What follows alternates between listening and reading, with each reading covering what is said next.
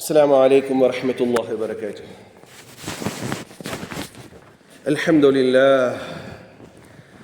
لله نحمده ونستعينه ونستغفره ونعوذ بالله من شرور أنفسنا ومن سيئات أعمالنا. من يهده الله فلا مضل له ومن يضلله فلا هادي له، وأشهد أن لا إله إلا الله وحده لا شريك له، وأشهد أن سيدنا ونبينا ومولانا محمدا عبد الله ورسوله صلى الله عليه وعلى آله وصحبه وسلم تسليما كثيرا. أما بعد، فقد قال حق سبحانه وتعالى في القرآن العظيم والفرقان المجيد: فأعوذ بالله من الشيطان الرجيم، بفضل بسم الله الرحمن الرحيم.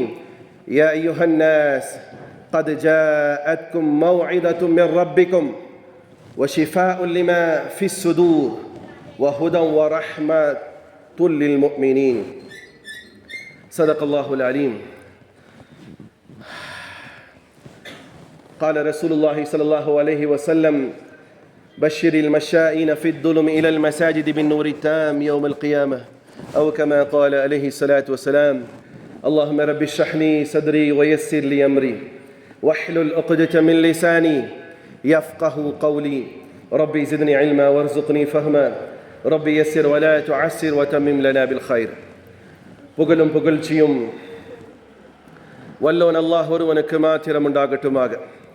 சாந்தியும் சமாதானமும் இவ்வுலகை சத்தியத்தின் பால் ஈர்த்த உத்தம நபி ஸல்லல்லாஹு அலைஹி வஸல்லம் அவர்கள் மீதும், அன்னாரின் குடும்பத்தாரின் மீதும், அவர்களை முற்றிலுமாக அடிபணிந்து நடந்த உத்தம சத்திய தோழர்கள் சஹாபாக்கள் மீதும், இங்கு அமர்ந்திருக்கக்கூடிய உங்கள் மீதும் என் மீதும் உலகத்தில் வாழக்கூடிய அத்துணை மக்கள் மீதும் அல்லாஹ்வுடைய சாந்தியும் சமாதானமும் என்றென்றும் நின்று நிலவட்டுமாக. பிரியமான சகோதரர்களே, இஸ்லாத்தை பார்ப்பதாக இருந்தால் நான் மாற்று மத சகோதரத்திலே சொல்வதுண்டு, நீங்கள் இஸ்லாத்தை பார்ப்பதாக இருந்தால் அதை முஸ்லீம்களிடத்திலே பார்க்காதீர்கள். இஸ்லாத்தை நீங்கள் பார்ப்பதாக இருந்தால் யார்கிட்ட பார்க்கக்கூடாது? யார்கிட்ட தான் பார்க்கக்கூடாது? முஸ்லீம்களிடத்தில் பார்க்காதீர்கள்.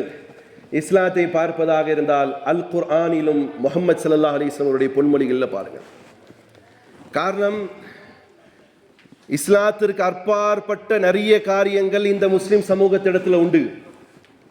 ஒரு முஸ்லிமை பார்த்து இஸ்லாத்தை நீங்கள் முடிவு செய்து விடாதீர்கள்.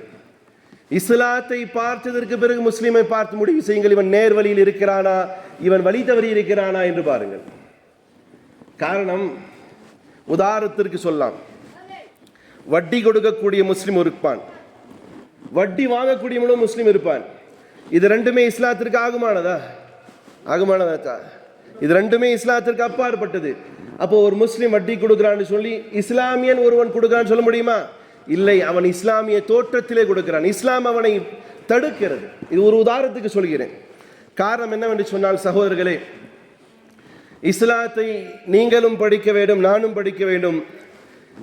இன்றைய கால சூழ்நிலையிலே அவரவர்களுக்கென ஒரு இயக்கங்களும், அவரவர்களுக்கென ஒரு தலைமையும், அவரவர்களுக்கென ஒரு சில கோட்பாடுகளும், அவரவர்களுக்கு பிடித்த இமாம்களும், அவரவர்களுடைய பிடித்த அகீதாக்களும், தரீகாக்களும், மத்ஹபுகளும் வளர்த்து கொண்டு, சகோதரர்களே, இன்று இஸ்லாத்தை ஏதோ நாங்கள் சாதித்து விட்டோம் என்ற எண்ணத்தோடு மார்க்கத்தை குளறுபடியாக்கக்கூடிய சமூகத்தில் வாழுகிறோம் என்று சொன்னால் உள்ளபடி வருத்தமாக இருக்கிற சகோதரர்களே. காரணம், இஸ்லாத்தை பார்ப்பதாக இருந்தால், புரிவதாக இருந்தால், படிப்பதாக இருந்தால் அல் குர்ஆனிலே படிக்கணும்.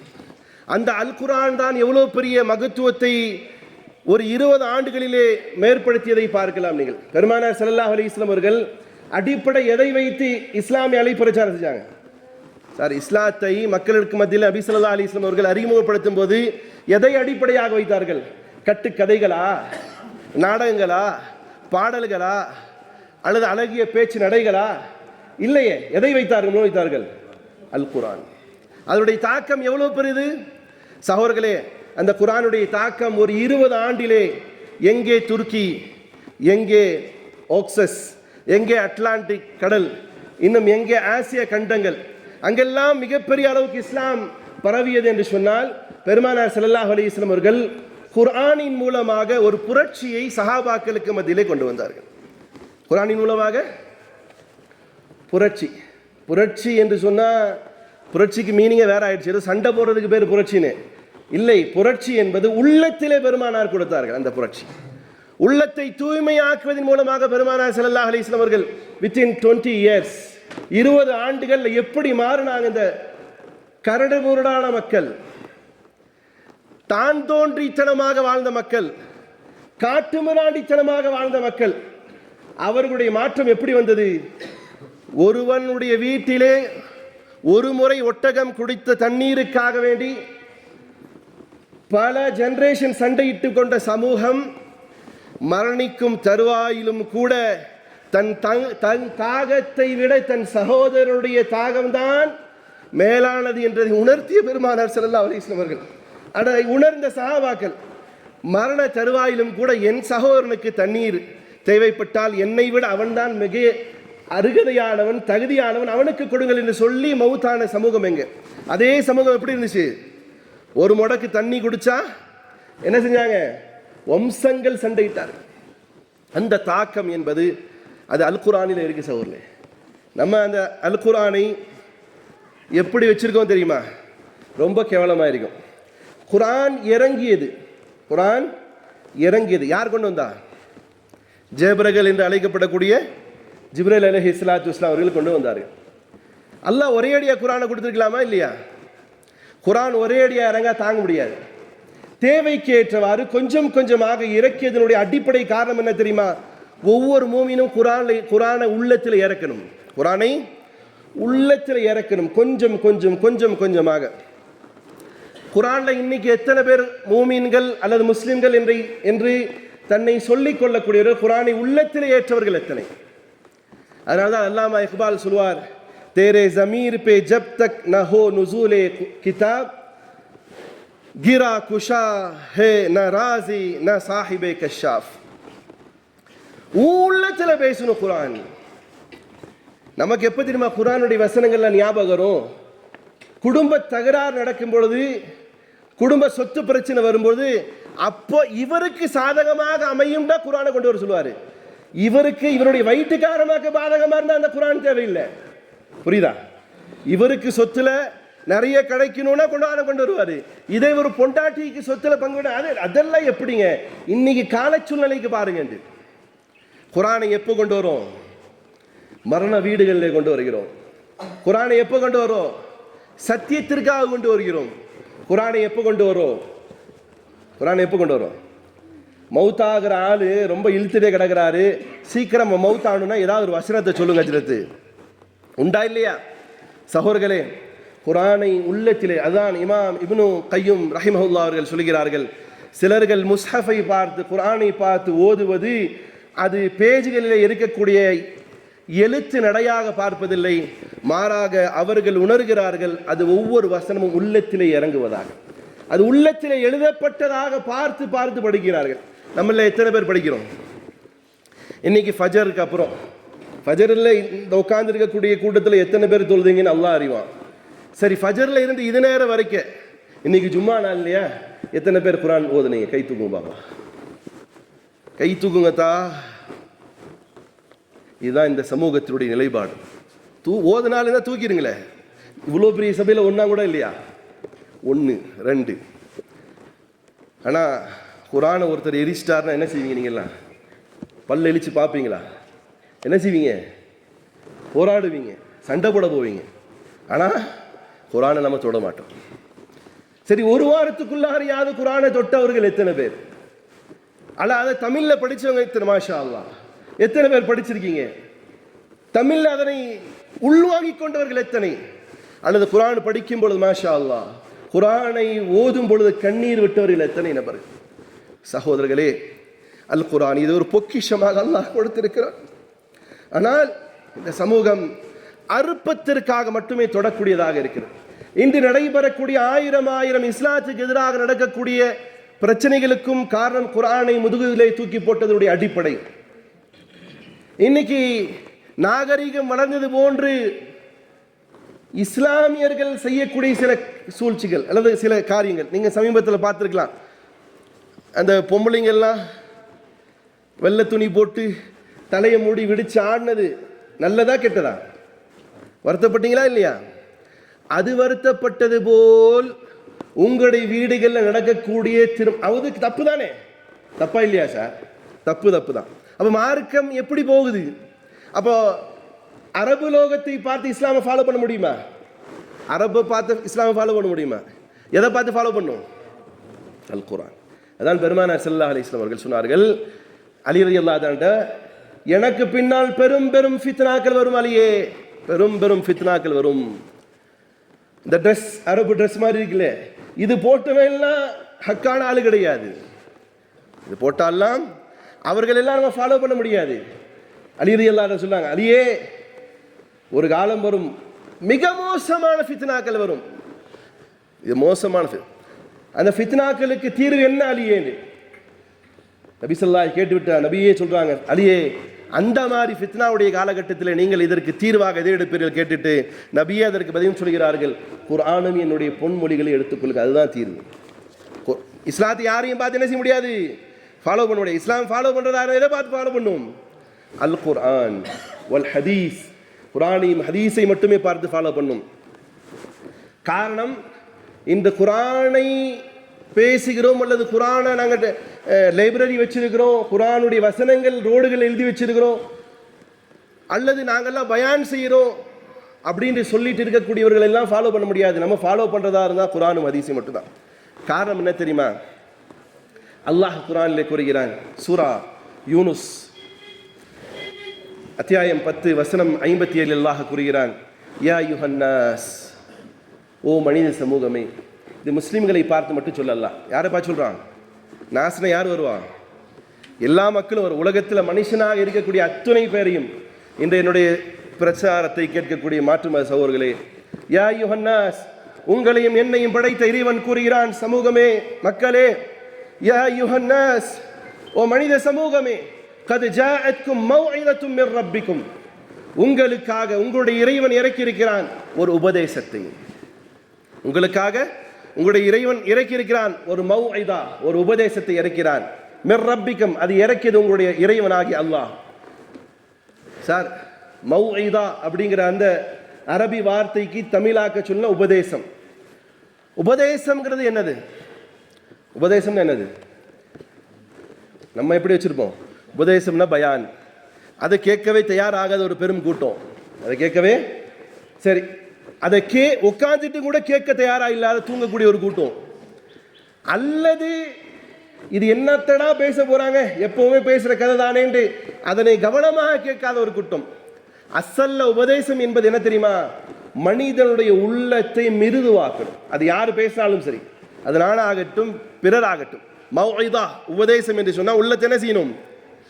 அது நான் பேசுறது ஆகுமோ ஆகாதான்னு தெரியாது. அல் குர்ஆன் என்ன செய்யும்? உள்ளத்தை என்ன செய்யும்? இலகுவாக்கி தரும். அல் குர்ஆன் அல்லாஹ் சொல்றான், அல் மவ்இதா, இது நிச்சயமாக உபதேசமாகும். இப்போ உபதேசம்னா என்ன செய்யும்? உள்ளத்தை லேசாக்கும். இந்த உள்ளம் என்பது லேசாகாத வரையிலும் எந்த ஒரு நல்ல விஷயமும் உள்ள போகாது. உள்ளம் லேசாத வரைக்கும் என்ன செய்யாது? இப்போ உதாரணத்துக்கு சொல்லலாம், விவசாயம் செய்யறதுக்கு முன்னாடி விவசாய நிலத்தில் அப்படி மழை விழுந்தா முளைக்க வேண்டியதானே? என்ன செய்யறாங்க விவசாயிகள்? விவசாயம் செய்யறதுக்கு முன்னாடி இந்த மண்ணில் தண்ணி விழுகதான் செய்யுது. ஆனால் அதுக்கு முன்னாடி ஒரு காரியம் செய்வாங்க. என்ன செய்வாங்க? உழுவாங்க. ஏன் உழுகுறாங்க?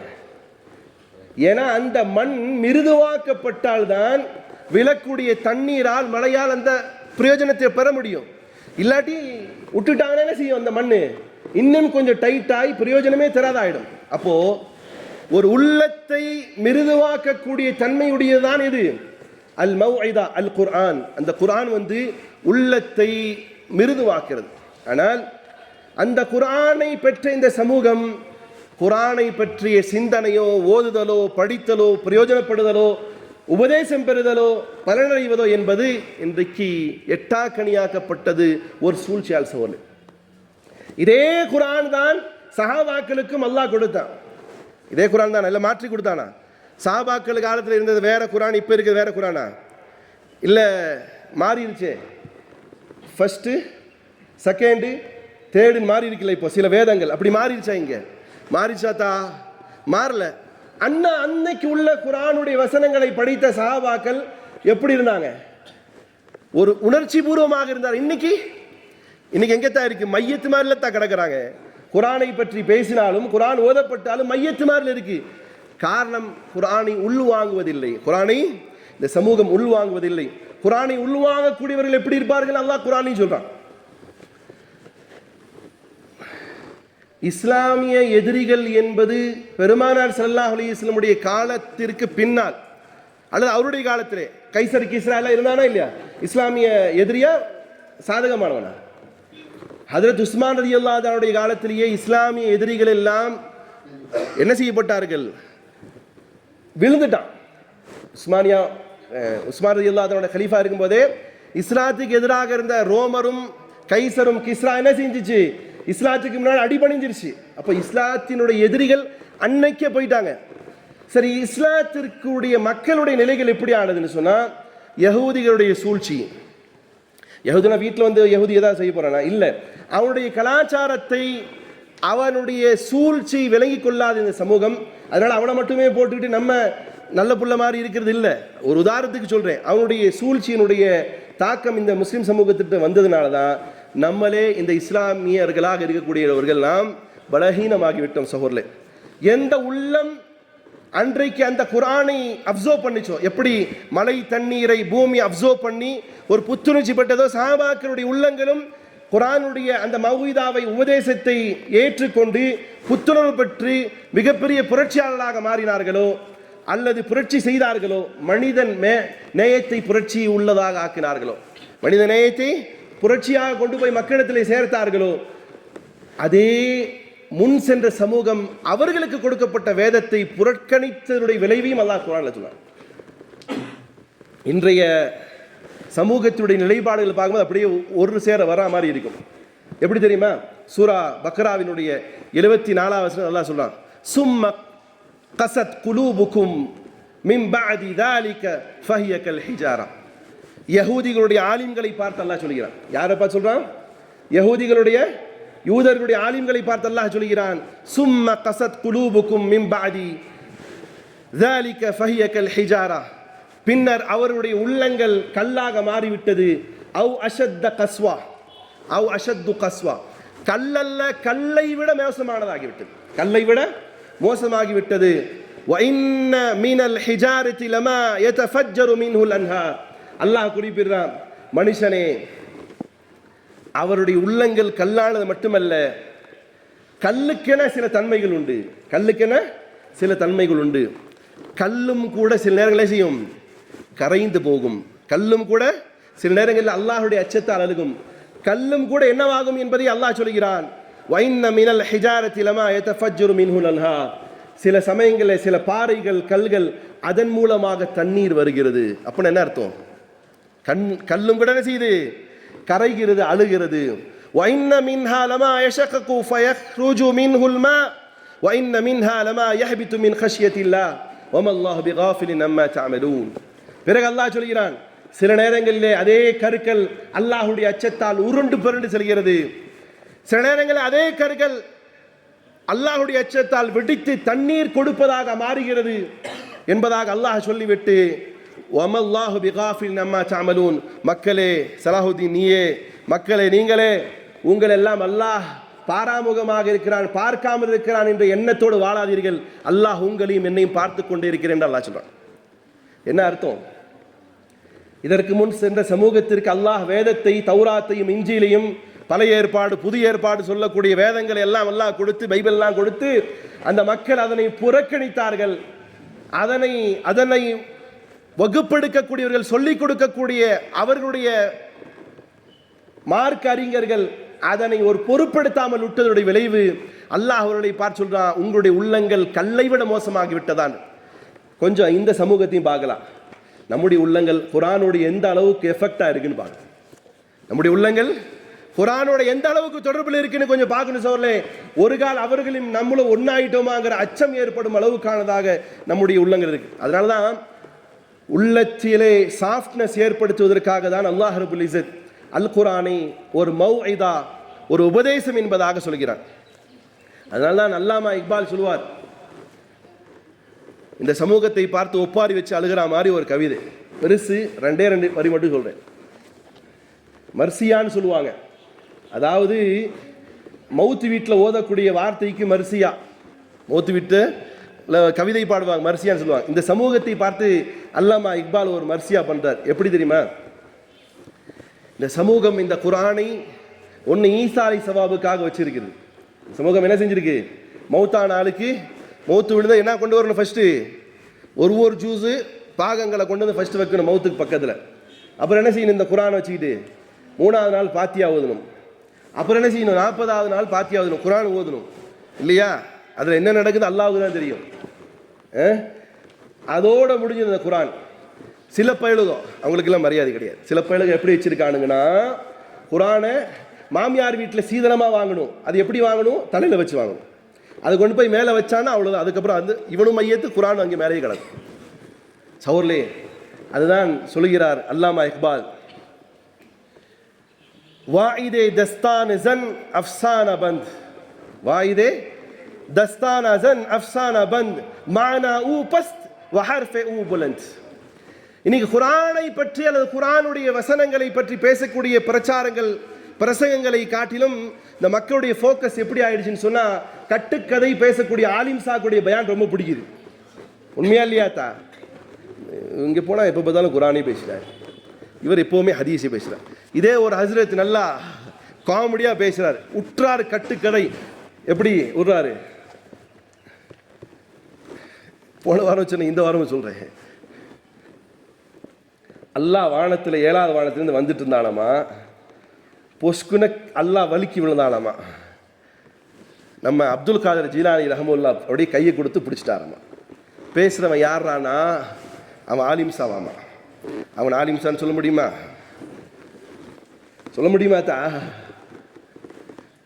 என்னென்ன கட்டுக்கதைகள் அவுலியாக்களுடைய பேரால். அவங்கெல்லாம் கபூரில் அல்லாஹ் திறந்து விட்டான்னு வைங்களே, சாவடிச்சிருவாரு. எந்த அவுலியாவை பற்றி ஊடுறான கதை, அல்லாஹ்வால் முடியாதது ஏர்வாடி அவுலியாவால் முடியும். நவுசுபில்லா மின்ஹா. வாப்பா நாயகம், அந்த நாயகம், இந்த நாயகம், எத்தனை நாயகம்டா, எவ்வளவுதான் இந்த சமூகத்தை நீங்க கட்டுக்கதைகளாலேயே கொண்டு போவீங்க. சமூகம் அதுதான் விரும்புது. என்னென்னமோ நாயகம். இனி என்னென்ன நம்ம சின்ன வயசுல நாயகம் சொன்னாலும் யாரை சொல்லுவோம் தெரியுமா? யாரை சொல்லுவோம்? நபிகள் பெருமானார் ஸல்லல்லாஹு. இப்போ என்னடான்னா 1000 நாயகங்கள் வந்துட்டே இருக்கானுங்க. இனி எத்தனை பேர் வருவான்னு தெரியாது. ஷைத்தான் பிடிச்சவனுங்க. யாருக்குடா பேரு? நவுசுபில்லா. இந்த சமூகத்தை பார்க்கும்போது சில நேரங்களில் சில பயான்களை கேட்கும்போது, ஆனா இப்படியும் ஒரு புரட்டு பேச்சு, ஆனா இந்த சமூகம் அதை கேட்குது. ஆஹா. அதுல சில பேர் இந்த வடக்கு பயான்கள்லாம் பார்த்தீங்கன்னா கையாட்டிகிட்டே பேசுவான். அவன் என்னன்னா, மக்கள் அவனை ஹா ஹூ ஹீன்னு சொல்லாட்டி அவனுக்கு அடங்காத பொழுது, அதனால பேசும்போது இப்படிங்குவான். சுப்ஹானல்லாஹ். நவுசுபில்லாஹி மின்ஹா. அல்லாஹ் பாதுகாக்கணும் இந்த சமூகத்தை. அதான் அவர் சொல்கிறார். இன்னைக்கு இல்லை, ரொம்ப காலத்துக்கு முன்னாடி அல்லாமா இக்பால் வாழ்ந்த எவ்வளோ வருஷம் ஆச்சு. அவர் அப்போ சொல்றார், வாயிதே தஸ்தான் ஜன் அஃப்சானா பந்த். வாயிஸ்கள், பயான்கள் பேசக்கூடிய ஆலிம் சாக்களுடைய பயான்களின் அன்னைக்கு அவர் சொல்லியிருக்கிறார். எப்படி ஆயிடுச்சுன்னு சொன்னா, கட்டு கதைகள், அஃப்சானா, உருட்டு புரட்டு, அந்த கதை இந்த கதை, அந்த ஒளியா இந்த ஒளியா, அந்த ஆச்சு இதாச்சு, வானத்தில் நடந்தார், பூமியில பறந்தார், பூமியை நோண்டினார், கபர்ல எழுப்பினார், பேசினார், அவர் வந்தார், இவர் போய் நின்னார், இவர் ஜனாசா நின்னார், ஜனாசா எந்திரிச்சு, ஜனாசா அவரை தொழுக வச்சுச்சு, என்னென்ன கதைகள். இது ஹார்டு வாயை புலந்து கேட்கக்கூடிய சமூகம். வானா ஊ பஸ்த் வஹர்ஃபே ஊ புலந்த். பேச்செல்லாம் பயங்கரமா இருக்கு, அடிப்புடி பேச்சு, அடிப்புலி பேச்சு, அப்படி இப்படி எல்லாம் இருக்கு. கடைசியில் என்னத்தை தாண்டா சொன்னேன்னு கேட்டால் ஒன்றுமே இருக்க கடைசியில். ஆனால் இந்த சமூகம் அதை கேட்குது, ரொம்ப உயர்வாக ஆஹா ஓஹோன்னு கேட்குது. ஆனால் அல்லாஹ் இப்படி உபதேசம் செய்ய சொல்கிறான் பாருங்க. கட்டுக்கதைகள் கேட்டால் நாங்கள் எல்லாம் மக்களுக்கு விளங்காது. சில பேரும் எப்படி சொல்லி வச்சுருக்கானுங்க, எப்படின்னா குர்ஆனை டைரெக்டாக படிக்காதீங்க, உங்களுக்கு புரியாது. ஏட்டா உங்கள் அத்தாவை எழுதி வச்சாரு புரியாமல் போகிறதுக்கு. அல்லாஹ் இறக்கின குர்ஆனு மக்களுக்கு புரியாதுன்னு யார் சொல்கிறதுக்கு? சில பேர் அப்படி சொல்லி அவங்க வச்சிருக்கிற சில புக்ஸை கொடுத்து நீங்க இதை படிங்க. அல்லாஹ் சொல்றான், வலகத் யஸ்ஸர்னல் குர்ஆன், நான் குர்ஆனை லேசாக்கி வைத்திருக்கிறேன். அல்லாஹ் சொல்றான். இவன் சொல்றான் அது கஷ்டமா இருக்கு, ஒண்ணுக்கு 2 தடவை படிச்சு புரியாட்டி நல்ல ஆலிம்ஸாட்ட போய் கேளு, படிக்காதீங்க. ஆனா அல்லாஹ் சொல்றான் நான் குர்ஆனை லேசாக்கி வச்சேன். சரி, உபதேச என்ற பெயரால கட்டு கதைகளை சொல்லக்கூடிய, ஏங்க இதெல்லாம் கதையெல்லாம் பேசுறீங்க, இல்ல மக்களுக்கு புரிய வைக்கணும். அல்லாஹ் சொல்றான் பாருங்க, சூரா காஃப் உடைய கடைசி வசனம் 50வது அத்தியாயத்துடைய 45வது வசனம், ஃபதக்கிர் பில் குர்ஆனி மன் யகாஃபு வஈத், அச்சத்தால் நேர்வழி படக்கூடியவர்களுக்கு குர்ஆனை கொண்டு உபதேசம் செய்யுங்கள். எதை கொண்டு உபதேசம் செய்யணும்? குர்ஆனை கொண்டு தான் உபதேசம் பண்ணணும். வேற யாரு கதையும் தேவையில்லை, வேற யாரு கதையும் தேவையில்லை. குர்ஆனை கொண்டு, குர்ஆனுடைய வசனங்களை கொண்டு அச்சமூட்டி எச்சரிக்கை செய்யுங்கள். அதனால் மாற்றம் வரும், கட்டு கதைகளால் மாற்றம் வரப்போவதில்லை. இன்னைக்கு ஒரு பக்கம் குர்ஆனை பாதுகாக்கிறோம் என்ற ஒரு கூட்டம், அது குர்ஆனை விற்று சாப்பிடக்கூடியது. ஒரு புறத்திலே குர்ஆனை நாங்கள் குர்ஆன் எல்லாம் எங்களுக்கு தேவை கிடையாது. நான் ஆரம்பத்தில் சொன்னேன் பார்த்தீங்களா, இஸ்லாத்தை குர்ஆனிலும் ஹதீஸிலும் பாருங்கள்.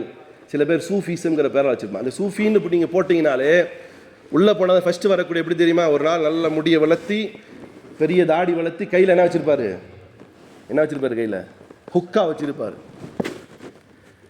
அல்லாமா இக்பால் அதுலேயும் சொல்றார், பெரிய கவிதை அது, எழுத பார்த்த முடியல, டைம் இல்லை. சூஃபியே யஷ்மானா போஷையே ஹாலே மஸ்த், அது ஷராபே நஅமத்தே கவ்வாலி மஸ்த் எழுதுறார். எப்படி எழுதுறாருன்னா, சூஃபிசம்னு சொல்லிட்டு ஒரு சில பேர் உட்காந்துட்டு இருக்கிறான். நல்ல சூஃபிகள் இருக்க தான் செய்கிறாங்க, இன்னைக்கு இருக்கிறாங்க. சூஃபிகள் எல்லாமே புறக்கணிக்க முடியும், இன்றைக்கும் இருக்கிறார்கள் நல்ல சூஃபியாக்கள். அவங்க எங்கேயோ உட்காந்துக்கிட்டு என் கையை பிடிச்சி தடவு, காலில் உழுகு, என் தண்ணியை குடி, நான் துப்புறதை கொஞ்சம் நக்கிட்டு போ, இதெல்லாம் எந்த சூஃபி சொல்ல மாட்டாங்க. நல்ல சூஃபியாக்கள் அவங்கள்ட்ட போகிறதையும் கூட வர மாட்டாங்க, நீங்கள் போங்க கிளம்பிட்டு வாங்க. இன்றைக்கும் இருக்கிறார்கள், நான் பார்த்துருக்கேன் நிறைய சூஃபியாக்கள். ஆனால் இன்னைக்கு காட்சியளிக்கக்கூடிய சூஃபிசம், சூஃபி மியூசிக், இதெல்லாம் மக்களை வெளியிட வரக்கூட. அது அவர் சொல்றார் அல்லாமா இக்பால், சூஃபியே பஷ்மானா போஷியே ஹாலோ மஸ்த். சில சூஃபிகள் மக்களுக்கு மத்தியிலே காட்சியளிக்கக்கூடிய இந்த சூஃபிகள் எப்படி இருக்கான்னு சொன்னா, அஷ்ஷராபே நஅமத்தே கவ்வாலு மஸ்த். அவங்க அப்படியே அந்த சூஃபியர்கள் என்ன செய்வாங்கன்னா, ஒரு பாட்டு ஒன்று போட்டுவிட்டு அப்படியே மண்டை ஆட்டிட்டு அப்படியே போதல் இருக்கிற மாதிரி இருப்பாங்க. என்னன்னா அந்த கவ்வாலி படிச்சுட்டு இருப்பாங்க, இவர் அப்படியே மண்டை ஆட்டிட்டு இருப்பார். அது இஸ்லாம்னு சொல்ல முடியுமா சார்? அது இஸ்லாம்னு சொல்ல முடியுமா சார்? கவாலி பாடிட்டு இருக்கும்போது அப்படியே மண்டை ஆட்டிட்டு அப்படியே சுருட்டை வச்சு ஊதுறாரு, அல்லது வேற என்ன வச்சிருக்காரு, கவ்வான்னு சொல்லுவாங்க, தண்ணியில் விட்டு அடிக்கிறது, அதை வச்சு இழுத்துட்டு இருக்காரு. அதை பார்த்து இஸ்லாம் வழங்க முடியுமா? அது இஸ்லாம் ஆக முடியும்? கிடையாது. அப்போ அந்த சபையிலையும் கூட சொல்லுகிறார் அல்லாமா இக்பால், அந்த இடத்திலையும் கூட ஒரு குர்ஆனுடைய வசனங்கள் ஓதப்படுவதில்லையே. அப்ப என்ன தேவை? குர்ஆனுடைய பேச்சுக்கள் எங்க தேவை? குர்ஆனுடைய பேச்சுக்கள் தாங்கிறது. குர்ஆன் தான் ஒரு உபதேசமாக இருக்கட்டும், குர்ஆன் மட்டுமே நேர்வழிப்படுத்தக்கூடியதாக இருக்கும். சகோதரர்களே, இன்றைக்கு நீங்கள் பார்க்கிற நவீன ஃபித்னாவாதிகளுடைய தன்மைகள் எப்படின்னு சொன்னா, குர்ஆனை பற்றிய மக்களுக்கு நேர்வழி காட்டக்கூடிய வசனங்களை கொண்டு திருத்துவதை கூட பாடல்கள் பாடிக்கிட்டு மார்க்கத்தை அப்படி கொண்டு போற ஒரு கூட்டம் உண்டா இல்லையா? வெறும் பாட்டு மட்டும் போதும், என்னென்னமோ பாட்டு ஆடுகிறானுங்க, டான்ஸ் ஆடுகிறானுங்க, தப்ஸ் அடிச்சுக்கிட்டு.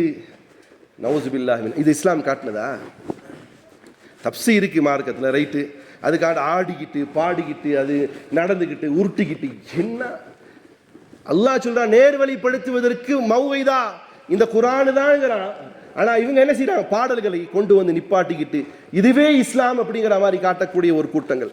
ஆனால் சகோதரர்களே, நாம் இந்த குழப்பமான காலகட்டத்திலே நமக்கு தெளிவு வர வேண்டும் என்று சொன்னால் அல் குர்ஆன் பெருமானார் ஸல்லல்லாஹு அலைஹி வஸல்லம் உடைய ஹதீஸ்கள் மட்டுமே நமக்கு பிரயோஜனம் அளிக்கும்.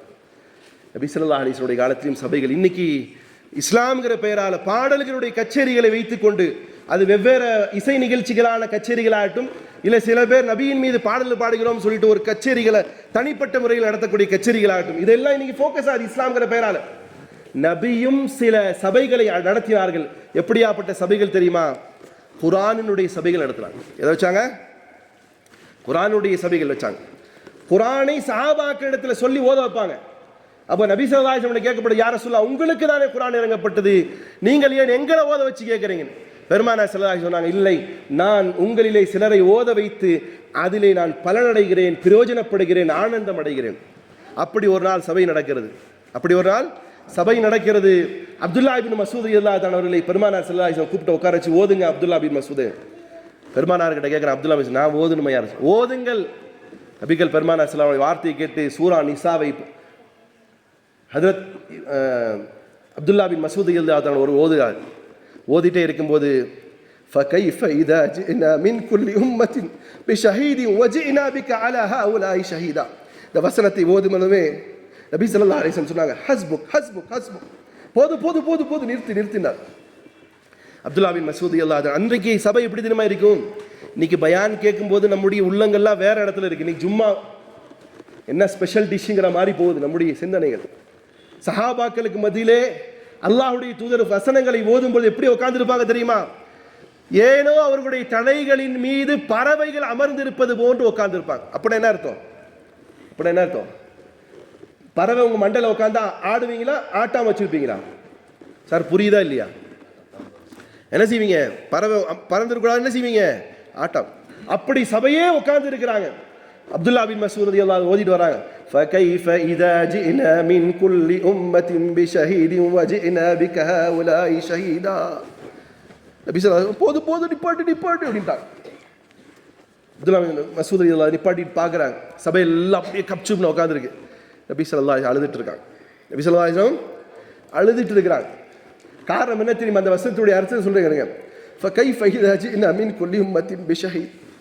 நாளை மறுமை தினத்திலே யா ரசூலல்லாஹ், அல்லாஹ் நபியை பார்த்து சொல்றான், நம்மையும் பார்த்து சொல்றான், நாளை மறுமை தினத்திலே எல்லா நபிமார்களும் தன்னுடைய சமூகத்திற்கு சாட்சியாளர்களாக வருவார்கள். எல்லா மக்களும் நபிமார்களும் அவரவருடைய சமூகத்திற்கு சாட்சியாளர்களாக வருவார்கள். சொல்லிவிட்டு அல்லாஹ் சொல்றான், வஜினா பிக ஹா அலா ஹா உலாய் ஷஹீதா. இறை தூதரே, நீங்களும் இந்த சமூகத்திற்கு சாட்சியாளராக வருவீர்கள். இவர்களிலே உங்களை ஏற்றுக்கொள்ளாத இந்த சமூகத்தில் இருக்கக்கூடிய குர்ஆனையும் ஹதீஸையும் மறுக்கக்கூடியவர்களுக்கு எதிராக நீங்கள் சாட்சி சொல்லக்கூடியவர்களாக வருவீர்கள். சொன்னதுமே நபியுடைய உள்ள தாங்கள் அழுக ஆரம்பிச்சிட்டாங்க. நான் மறுமை தினத்தில் நிப்பாட்டப்படுவேனே. சகோதரர்களே, இந்த நேரத்தில் நான் உங்கள்கிட்ட கேட்குறேன், நாளைக்கு நபி ஸல்லல்லாஹு அலைஹி வஸல்லம் முன்னாடி நம்ம எல்லாம் நிற்க தான் போகிறோம். அப்பொழுது நம்முடைய இந்த தூதர் ஸல்லல்லாஹு அலைஹி வஸல்லம் அவர்களை பார்த்து நமக்கு எதிராக சாட்சி சொல்லக்கூடியவராக இருக்கணுமா? இல்லை, என் உம்மதி, என் சமூகத்திலே இருந்தவன் இவன் சத்தியத்தினுடைய வழியிலே பின்பற்றினான் என்று சொல்லக்கூடியவராக இருக்கிறேன்.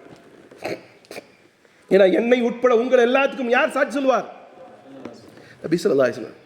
அவருக்கு முன்னாடி நிற்கும் போது நான் உங்களுக்காண்டி பாடிட்டே இருந்தேன், அல்லது உங்களுக்கு இப்போ இது காண்டி வேற மாதிரி எதோ டைம் பத்தில் இப்படி சொல்லுவோமா? நான் வாழ்ந்தேன் யா ரசூலல்லாஹ், உங்களுக்காக வாழ்ந்தேன் யா ரசூலல்லாஹ், உங்களுடைய சட்டத்திற்கு உட்பட்டு வாழ்ந்தேன் யா ரசூலல்லாஹ், உங்களுடைய ஹக்கை மக்களுக்கு மத்தியிலே கொண்டு சேர்ப்பதிலே முனைப்பாக இருந்தேன் யா ரசூலல்லாஹ், நீங்கள் காட்டிய வரியிலே பிசிறும் தவறாமல் நான் நடந்து வந்தேன் யா ரசூலல்லாஹ். இப்படி சொல்லுவாங்க. எது வேண்டும்? நபி ஸல்லல்லாஹு அவங்க வருத்தப்பட்டு எழுதிருக்கிறாங்க. அதுக்கு பிறகு வசனத்தையும் சொல்றேன், கேட்டுக்கோங்க. யௌமைதி யுவத்துல் லதீன கஃபரு. அன்றைய தினம் அல்லாஹ் சொல்கிறான், மறுமை நாளிலே யௌமைதி யவத்துல் லதீன கஃபரு. மறுமை தினத்திலே அல்லாஹ்வையும் அல்லாஹ்வுடைய தூதரை நிராகரித்த மக்கள் நினைப்பார்கள், வஅஸௌ ரசூல லவ் துஸவ்வா பிஹிமுல் அர்த் வலா யக்துமூன அல்லாஹ ஹதீஸா. மறுமை நாள்ல கேள்வி கணக்கு கேட்கப்படும் போது பாவம் செய்தவர்கள், நிராகரிப்பில் இருந்தவர்கள், நபியுடைய வழிக்கு மாற்றமாக நடந்தவர்கள், அவர்கள்லாம் நினைப்பாங்களாமா, இந்த பூமி தோண்டப்பட்டு அந்த பூமியிலே புதைந்து போய் பூமி பிளாட் ஆகுது, அது மாதிரி ஆயிட்டா நல்லா இருக்குமே. அல்லாஹ் சொல்லி அப்படியெல்லாம் ஆகாது, மாறாக கேள்வி கேட்கப்படும், பதில் சொல்லித்தான் ஆகும். அப்படியாப்பட்ட நாளிலே நபியை பார்க்கக்கூடிய நாம் நம்முடைய நிலைகளை எப்படி இருக்கிறோம்? அல்லது நாம் உண்மையாகவே நபியின் மீது பாசம் கொண்டவர்களா? அப்படியானால் நபிகா கொடுத்து சென்ற இந்த அமானிதமாக அல் குர்ஆனையும் ஹதீஸையும் நாம் எந்த அளவுக்கு மக்களிடத்தில் கொண்டு போய் சேர்த்து இருக்கிறோம் அல்லது வாழ்ந்திருக்கிறோம் என்பதை சிந்தித்து பார்க்கணும். சகோதரர்களே, அதே சஹாபாக்களுடைய நிலைகளையும் அல்லாஹ் குர்ஆன்ல சொல்றான். சஹாபாக்களுடைய நிலைகளையும் அல்லாஹ் குர்ஆன்ல சொல்றான். சூரா அல் மாஇதா 5வது அத்தியாயத்தினுடைய 83வது வசனத்தில். இன்னைக்கு கொஞ்ச நேரம் ஆயிடுச்சுன்னா, அல்லது குறிப்பாக லேட்டாக வர ஆளுகளுக்கெல்லாம் என்ன புளிய கறிங்க தெரியுமா? எல்லாம் பள்ளியாசிலையும் ஒரு 1:30 மணிக்கெல்லாம் பயான் முடிஞ்சு நம்மால் வரும்போதே ரொம்ப தெளிவாக கேட்பார், எத்தனை மணிக்கு தொழுகன்னு. நீ வரவே வேண்டாம் போ. நான் அப்படி தான் போய் சொல்லுவேன், மால் எப்படியோ நீ தொழுகைக்கு எதுக்கு வர்ற, நீ மொசரக்கடை தொழுகைக்கு வந்தா என்ன வராட்டி என்ன. அதனாலேயே சில பேர் வரமாட்டாங்க. போ, ஜும்மாங்கிறது பாங்கு சொன்னதுக்கு பிறகு வியாபாரம் செய்த ஹராம் அல்லாஹ் சொல்லிட்டான். அதுக்கப்புறம் இவர் என்னத்தை போய் கிழிக்கிறாரு. அதுலேயும் கொஞ்சம் நேரம் ஆயிடுச்சுன்னு சொன்னால் எப்படி இருக்கும், இப்போ முடிப்பார். அதுலேயும் சில பேர் இன்டிமேஷன் கொடுப்பாங்க, அப்படின்னா இப்படி அது அவரை பார்க்க அப்படின்னு என்ன அர்த்தம், அதுக்கு டைம் ஆகிடுத்து இல்லையா, அல்லது எப்போ முடிப்பாங்க. சில பேர் ஹார்ட் அட்டாக் வந்த மாதிரி சொல்லுவாங்க, எத்தனை மணிக்கு தொழுக, நம்ம பள்ளியாசல் 2 மணிக்கு தொழுக. 2 மணிக்கோ, ஏன்பா சீக்கிரம் ஏதாவது டேப்லெட் இருந்தால் போடு. கேட்கறதுக்கு இந்த சமூகம் தயாரா இல்லை, விரலை வச்சு இழுக்கிறதுக்கு சமூகம் தயாரா இருக்கு. விலகதை வெட்டி டக்கு டக்கு டக்கு டக்கு கண்ட பலா ஃபித்னா விபச்சாரி அவன் போஸ்ட் இவன் போஸ்ட் எல்லாம் பார்க்க நேரம் இருக்கு. அல் குர்ஆனுடைய வசனங்களை பற்றிய சிந்தனையை பற்றி பேசுவதற்கும் கேட்பதற்கும் கூட என்ன சொல்றது, இந்த சமூகத்துக்கு நேரம் இல்லை. ஆனா இதே குர்ஆன் அருளப்பட்ட சஹாபாக்கள் எப்படி இருந்தாங்க தெரியுமா? அல்லாஹ் சொல்கிறான், வைதா சமிஉ மா உஸில இலர் ரசூல். எப்பொழுது இதே சமூகத்திற்கு கொடுக்கப்பட்ட முதலாவதாக இருந்த அந்த சஹாபாக்கள் குர்ஆன் அவருடைய தூதர் ஓதி காண்பிக்கப்பட்டால், வைதா சமிஉ மா உஸில இலர் ரசூல், எப்பொழுது இறை தூதர் இந்த குர்ஆனுடைய வசனங்களை அவர்களுக்கு மத்தியிலே ஓதி காட்டுவார்களோ, தரா அயுனஹும் தஃபீது மினத் தம்இ மிம்மா அரஃபு மினல் ஹக், அவர்கள் சத்தியம் இதுதான் புரிஞ்சு கொண்டதனால நீங்கள் பார்ப்பீர்கள் அவருடைய கண்களிலே கண்ணீர் வந்து கொண்டிருக்கும். அவருடைய கண்கள்ல என்ன வந்துட்டு இருக்கும், கண்ணீர் வந்துட்டு இருக்கும். நம்முடைய கண்கள்ல வாச்சின் பக்கம் எண்ணங்கள் போயிட்டு இருக்கும். சஹாபாக்களை பற்றி யார் சொல்றா? குர்ஆன்ல அல்லாஹ் சொல்றான், நீங்கள் பார்ப்பீர்கள் அவருடைய கண்கள்ல தண்ணீர் வந்துட்டு இருக்கும். யகூலூன், அவர்கள் கூறுவார்கள், ரப்பனா, ஓ எங்களுடைய இறைவா, ஆமன்னா, நாங்கள் உன்னை ஏற்றுக்கொண்டோம், இந்த குர்ஆனையும் ஹக்காக உண்மையாக ஏற்றுக்கொண்டோம், ஃபக்துப்னா மஅஷ் ஷாஹிதீன், யா அல்லாஹ் இந்த குர்ஆன் உண்மையானது என்பதனை யாரெல்லாம் சாட்சி சொல்கிறார்களோ அவர்களோடு எங்களையும் சாட்சியாளாக்கு, நாங்களும் கூறுகிறோம் யா அல்லாஹ்வே அல் குர்ஆன் சத்தியமானது உண்மையானது என்பதனை. சொல்றது பெருசில்ல, நடந்தும் காட்டினார்கள். உங்களுக்கு தைரியம் இருந்தால், எனக்கும் நானே உபதேசித்துக் கொள்ள, உங்களுக்கு பண்றது சலாஹுதீன், தைரியம் இருந்தால் குர்ஆனுடைய வாழ்க்கை வாழ்ந்து பார். உங்களுக்கும் உபதேசிக்கிறேன், தைரியம் இருந்தால், உண்மையான முஃமின்களாக இருந்தால், முஸ்லிம்களாக இருந்தால், வேடதாரிகள் அல்ல. நான் இன்றிருந்த ஒரு குர்ஆனுடைய வாதி, குர்ஆனிஸ்டாக இருப்பேன், நபியிஸ்டாக இருப்பேன், ஹதீஸிஸ்டாக இருப்பேன் என்ற எண்ணம் இருந்தால் வாழுங்கள். நிச்சயமாக அதே குர்ஆன் தான் கபரிலும் உதவி செய்யும், மறுமையிலும் உதவி செய்யும், இந்த உலகத்தினுடைய வாழ்க்கையிலும் உதவி செய்யும். காரணம் அல்லாஹ் ரப்புல் இஸ்ஸத் ஒரே ஒரு வார்த்தையை மட்டும் சொல்லி முடிக்கிறேன். குர்ஆனை நீங்க சாதாரணமாக நினைச்சுக்கிறீங்க, 50 ரூபா 100 ரூபா கொடுத்து அசரத் வந்து ஓதிட்டு போயிடுவார். ஏன் இதை நினைக்கிறீங்க? நீங்க உங்க வீடு 1 கோடி ரூபாய் கட்டுவீங்க, 10 கோடி ரூபாய் கட்டுவீங்க, அஜத்துக்கு எவ்வளவு கொடுப்பீங்க காசு? அதுக்காக நான் அந்த வாங்குற ஆளும் கிடையாது, அல்லது வருத்தப்படுற ஆளும் கிடையாது. உங்களுடைய அற்ப எண்ணங்களை சொல்றேன் சகோதரர்களே, சமூகமே உங்களை எல்லாத்தையும் பார்த்து சொல்றேன், பெரும்பாலானவர்களை பார்த்து சொல்றேன். உங்களுடைய அற்ப எண்ணம் எப்படி தெரியுமா? 1 கோடி ரூபாய் 10 கோடி ரூபாய் கட்டின ஆளுக்கு ஹஜ்ரத்துக்கு எவ்வளவு கொடுப்பார்? பாத்தியாவதுனா எவ்வளவு கொடுப்பாரு? 500 ரூபா கொடுப்பாரு. 500 ரூபாய்க்கு வாங்கிட முடியுமா? அல்லாஹ் சொல்றான், அந்த வசனத்தை மட்டும் சொல்ல பாருங்க. குல் பிஃபத்லில்லாஹ், நபியே சொல்லிவிடுங்கள் இந்த சமூகத்தாரிடத்திலே, இந்த குர்ஆன் என்பது பிஃபத்லில்லாஹ், அல்லாஹ்வுடைய ஃபضலை கொண்டு, அல்லாஹ்வுடைய கிருபையை கொண்டு உங்களுக்கு கிடைக்கப்பட்டது. வ பிரஹ்மதி, அவருடைய அருளால் கிடைக்கப்பட்டது. வ பிதாலிக ஃபல்யஃப்ரஹு ஹுவ கைரு மிம்மா யஜ்மஊன், ஆகையால் இந்த குர்ஆனை பெற்ற மக்களே, குர்ஆனிஸ்டுகளே, குர்ஆனை தன்னுடைய கொள்கையாக வைத்துக் கொண்டிருப்பவர்களே, குர்ஆனை பின்பற்றக்கூடியவர்களே, குர்ஆனை மக்களுக்கு மத்தியில் எடுத்துரைப்பவர்களே, குர்ஆனுடைய விஷனை கம்ப்ளீட் செய்வதற்காக பாடுபடக்கூடியவர்களே, ஃபல்யஃப்ரஹு, நீங்கள் சந்தோஷப்படுங்கள், சந்தோஷப்படுங்கள். காரணம் தெரியுமா?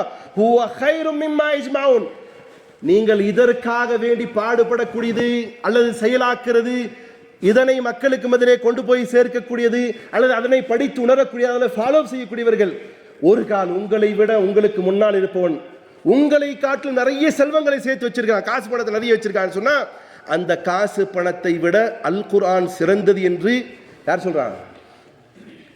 அல்லாஹ் சொல்கிறான்.